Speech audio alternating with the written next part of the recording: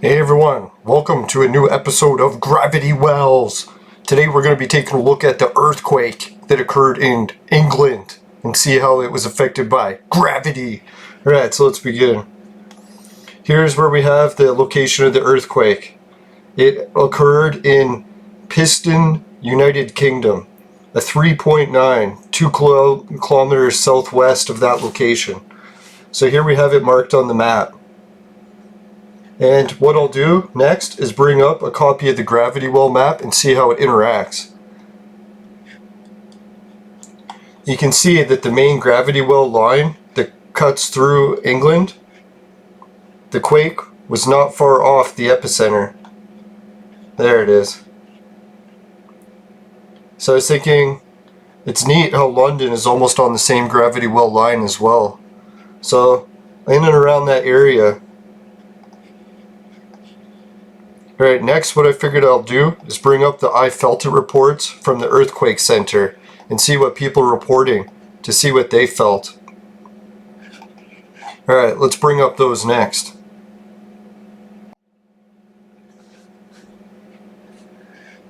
Alright, next we have here Milton Keynes. He felt light shaking. He was taking a crap, pants, akimbo, and at the next minute the room was shaking. He thought it was but then realized he was only taking a pee. Oh, he thought it was a fart. Then thought maybe a lorry had parked in the front room. Actually, it took me a while to realize it was an actual earthquake. Holy crap. I thought I was going to die, sitting on the lavatory. It's funny to hear people in England talk, right? Their version of English is so fucked up. It's like I don't even understand half the words he's talking about. It's like, what the hell's a lorry and a lavatory? Anyways, let's get on. Right, the cats, here's another report. 3.2 kilometers of the epicenter. The cats freaked out on the upper floor, was moving, making noise. Thought it was an intruder upstairs. Then I felt the vibrations under my chair as the ground shook. It stopped suddenly after a few seconds. Right, I was sitting in the armchair at home at 9:45 and there was a bang and the spring in the chair made a noise and a jolt where I felt like it was going through, but then through noise underneath the chair and the floor to go sideways over in a few seconds, but it was frightening. Alright, let's hear it. This person felt moderate shaking, sideways and swinging. The whole house shook for a few moments. Neighbors reporting pictures rattling against the wall. Lots of alarms, but no damage. Sadly. No, I'm just kidding. Alright, Fenny Stratford, 6.5 kilometers northwest of the epicenter. I have a Stratford near me, and it's the one that Justin Bieber is from. Anyways, moderate shaking, single vertical bump. Sat in the office while the whole room shook. We thought perhaps a car had driven into the house from out front. Desk in the office shook. 4 users found this very interesting. Alright, 7.7 kilometers north of the epicenter. Light shaking, single vertical bump. The best way to describe is it felt like a car or something large had hit my house. There was a loud bang, and the whole house moved. Holy. Alright, 3 people found that interesting. 4.2 kilometers. We thought someone had driven into our building. It was like a loud rumble of thunder inside the building. Alright, let's hear 2 kilometers. Moderate shaking. There was a loud boom. I was outside and had to steady myself. I saw the building move seemingly sideways. All of our dogs were spooked. Everyone inside came out thinking there had been a plane or a train or the roof had caved in. Luckily, no damage. Distinctly felt a low-level thud, accompanied by shaking and a large table where I was sitting, as if it had been jolted by something heavy. Husband standing felt nothing, but a massive of garden birds, clearly disturbed, began flying crazily between the trees, bushes, fence, posts, gathering and then disappearing for at least 5 minutes. Whew, 2 users found that interesting. Right, this person was 2.9 kilometers away. They felt light shaking. Initial thoughts during break-in, van crashing into the house, wall or ceiling fan falling in. Afterthoughts before discovering the actual cause, explosion nearby or accident at the train station. We would describe the sound as two curved, adjoining peaks of rumbling. The walls visibly shook. Neighborhood congregated on the street to discuss the events afterwards. I hope they social distanced. Right, 2.9 kilometers away. Single, loud, and violent bang with short-lived shaking after. Difficult to say if vertical or lateral, but everything in the kitchen bounced, including me, off the chair. Felt like something was very big and fell onto the roof of the house or hit the wall. Crockery. It rattled, although it didn't think anything fell. The whole street came out to see if there was a bad accident or an explosion. I know, every time I think there's an explosion, I run outside to see. Alright, buzzard, 4.1 kilometers, moderate shaking. The house shook violently for 2 to 3 seconds. The cats panicked. Everyone in the street came out afterwards to share their experience. Yeah, it sounds pretty intense. Right, like we can see a lot of these accounts are pretty similar. We have about, I don't know, quite a few that I could read, but I won't read all them. Let's get back to the gravity wells. Alright, so that's some of the information I was looking at for gravity wells and how it affects the United Kingdom. And I figured I'd spin the map sideways so you guys could get a better look at how the gravity well field emanates.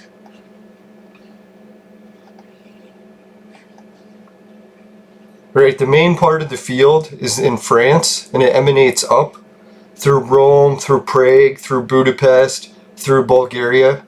And you can see some of the major cities, just like how London was marked on this vertical line. You can see the other line has other cities marked on it too. Places like Sofia and Ankara. Minsk, Belarus, very active lately in the news. I was watching a bunch of travel videos just before everything broke into chaos there.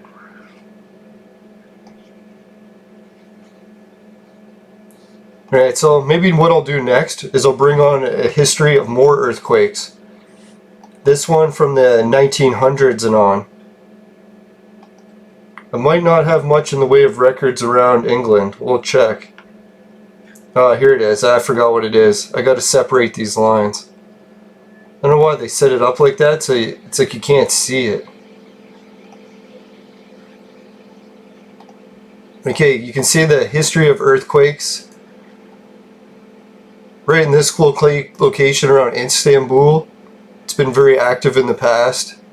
This location in Romania, where the two gravity fields interact, they've gotten hit bad there before. And then the other location appears to be here. What is this? This is part of Greece. So it looks like the southern tips of Greece have also gotten hammered bad. But as far as earthquakes going into England, it seems this one is actually quite rare, right? Don't have any others on the records. Which I don't think is true exactly, because I used to have the full Google records for their earthquakes. They were removed so that people were not allowed to study them, because the truth was too much for them to fear. I don't know, that's what I've been thinking. A lot of people have been asking, why do I post this gravity well search in the conspiracy community on Reddit? So well, you can see, guys, that all this earthquake data matching the gravity wells is being covered up. They used to release the earthquakes so we could see all of the data. Not anymore. They hide it from people. I don't know who's benefiting from hiding the truth, but we can see that whoever's involved at Google in this Google Earth, either indirectly or directly are involved with the cover-up. And if they want to end the cover-up and stop people accusing them of that, release the data. There's a lot of schools that were studying that information, and they want it back. You bastards have to stop hiding it. Right, so that's some of the other information with gravity wells and earthquakes. I figure what I'll do next is I'll show everyone how the tectonic plates and the gravity well fields interact. I haven't shown many people that yet. Now we can see here that when these crust lines are from the actual official USGS research facility, and they're showing the plate lines of the Earth. And you can see the plate line of the Earth splits here roughly at the same interaction in shape as my gravity well pattern field shows. And if you add in the extra lines, it's very close to the actual red point split. I don't know if maybe it used to match on there identically, and since it's changed, but you never know, because some people say the Earth is still changing. I'm very skeptical of that just because the gravity well map shows the Earth has been in a very similar location for billions and billions of years without any movement. So I don't know. There's definitely some conflicting evidence. Alright, we can see that the line roughly passes through that point.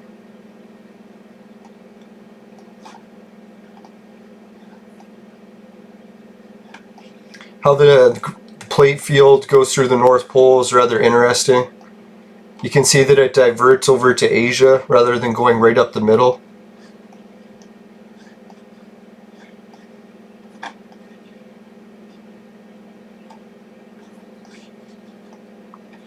Alright, so here we have the Asian side, Russia.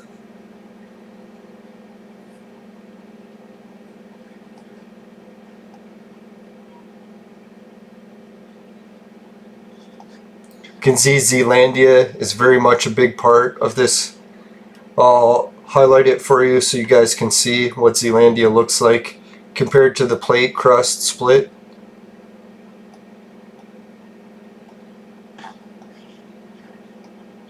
Right, next we can see that some of the spots where this line diverts almost match the exact gravity well pattern identically.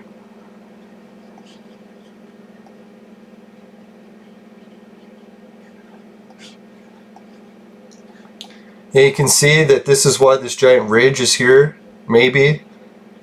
That the gravity well field seems to match the points. Now these two circles, I'm wondering if that's evidence for the gravity well points, because they're roughly the same size as a well. You can see this is another location where it's bent exactly, or maybe that was the same one. Alright, let's study how they go under Australia. It actually bends around that well. Here's another location where it goes directly through the center of one of the gravity wells, or very close to the center.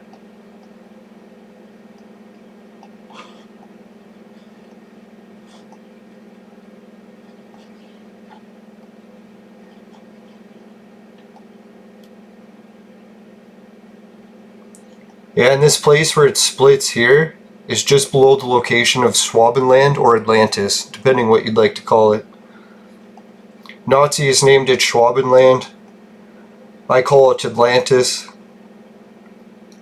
The place where the people from Atzland came from. Atlantis. Alright, so that's the different interactions you can see. How the gravity well field interacts with the plate crust of the Earth. You can see in many locations it goes right through, like that's following what, the blue or the red line.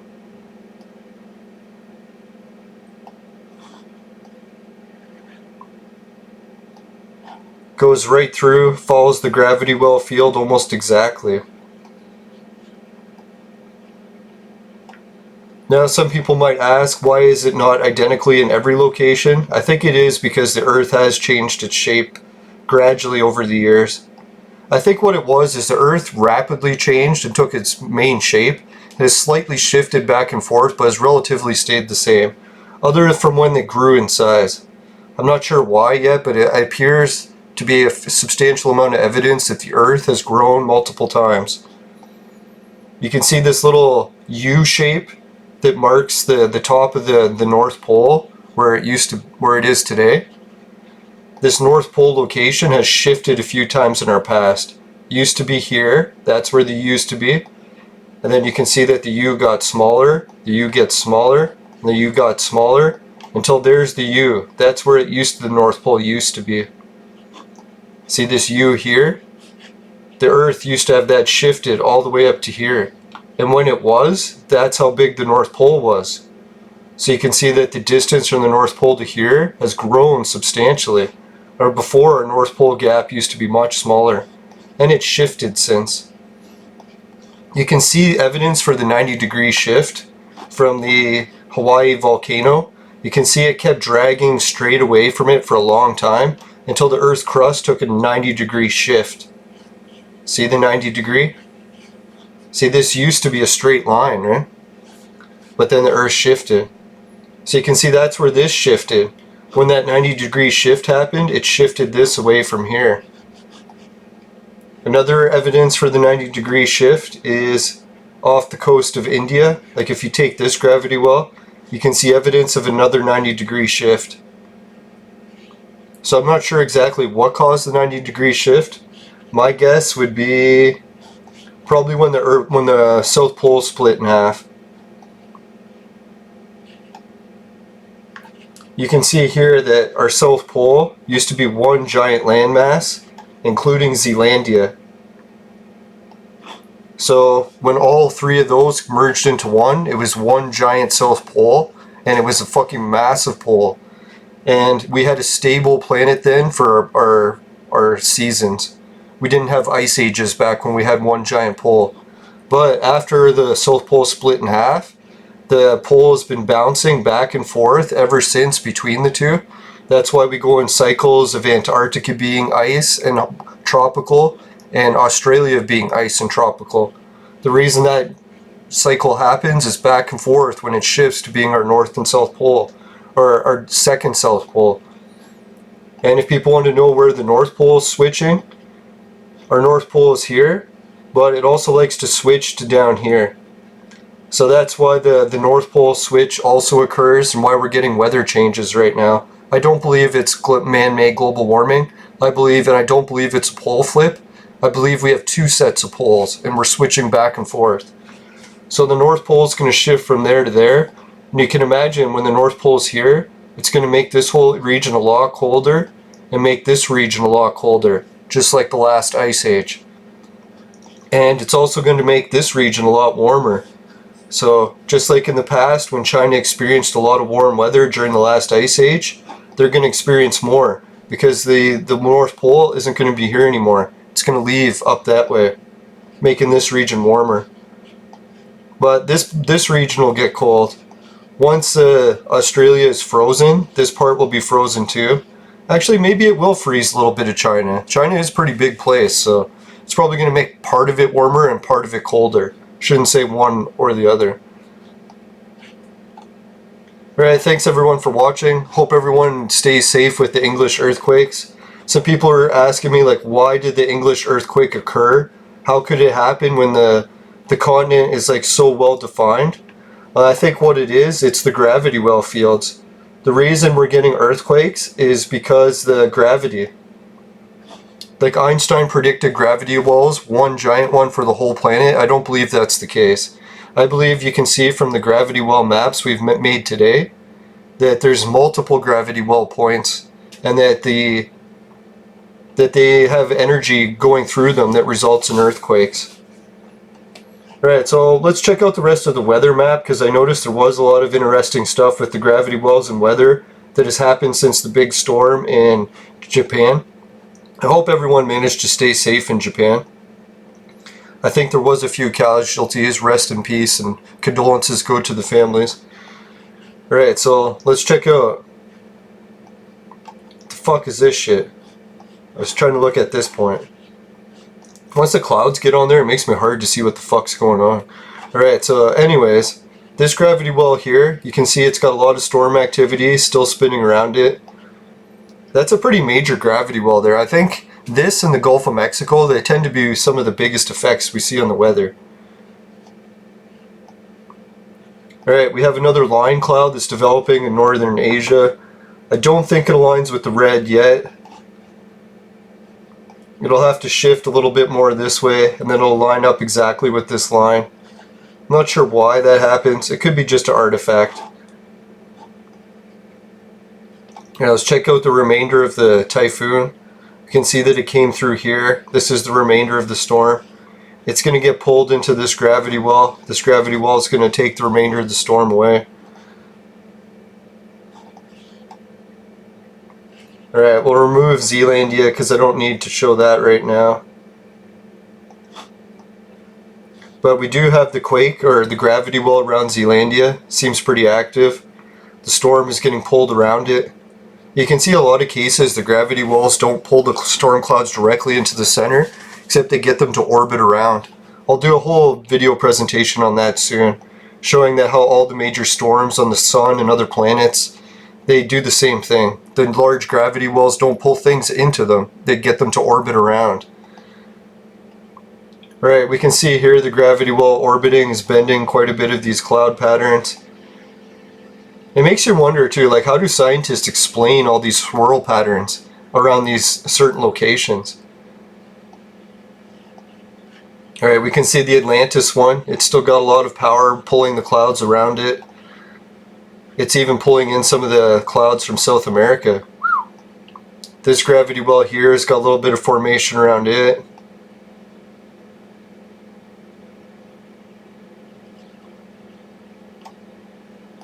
Yeah, let's zoom out and check. There's that gravity well, the Atlantis one. Here's the Zealandia gravity well. Quite a bit of spinning around both of them. Spinning there, spinning there.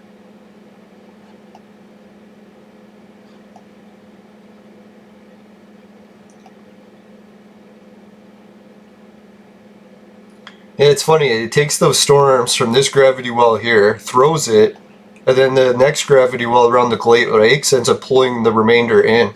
So it goes from one gravity well to the next. And then it'll probably throw it into the next gravity well, shoot it out over to Northern Europe. Looks like that's what happens. They end up going across that way.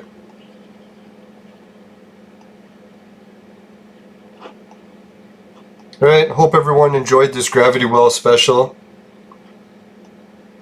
I think what I'll do before I continue,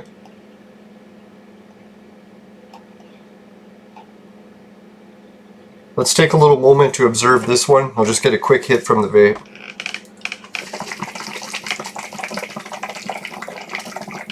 Today on the vape menu, I got homegrown cannabis that I grew within my 4 plants, and a little drip of cannabis oil. Alright.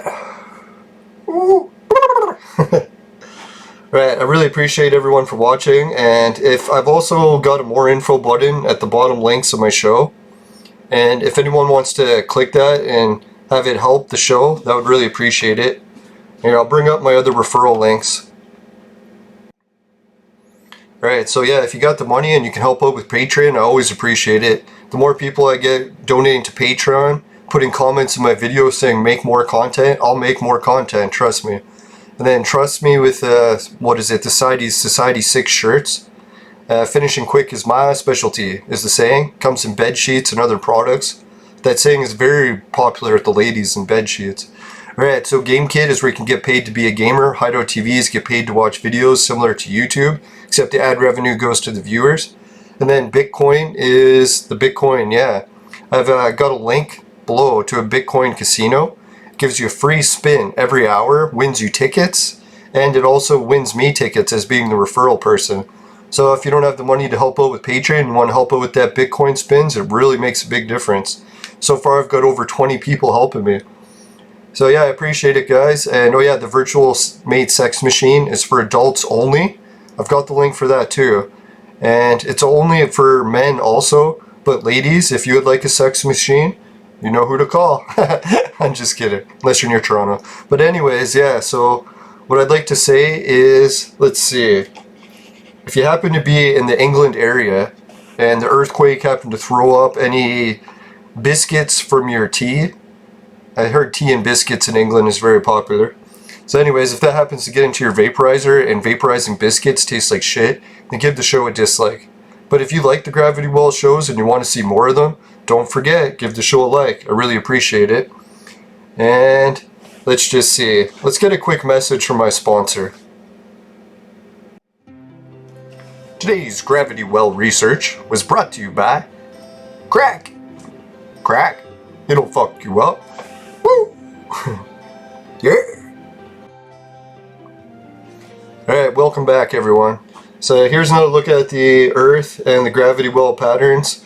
And before I go, I'd like just to get us a little bit of a look at the Bitcoin casino that helps support my research.